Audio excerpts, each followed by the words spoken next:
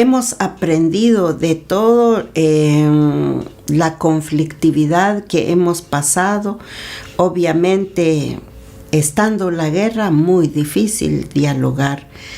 Pero cuando uno entra en el proceso de transición de la guerra a la paz, somos llamados todos los sectores a dialogar, a sentarnos en una misma mesa.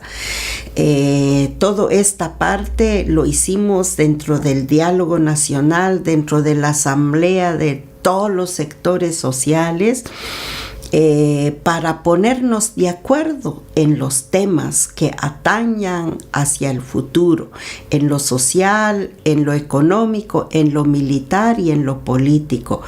Algunos temas hay coincidencia, en otros no, pero por ejemplo los pueblos indígenas vimos que era imposible llegar a acuerdos en 2, 3 temas y decidimos retirarlo, pero no para olvidar, sino para dejarlo para otra oportunidad, para no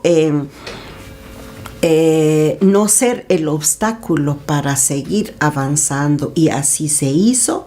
Yo creo que hay varios temas donde sí coincidimos y estos fueron como los temas medulares dentro del documento de los sectores sociales y que pasó a la mesa de negociación entre el gobierno, la guerrilla y el ejército. Y los temas que no se pudieron avanzar pues siguen pendiendo, dependiendo hasta una reforma constitucional y una reforma a la ley electoral y de partidos políticos.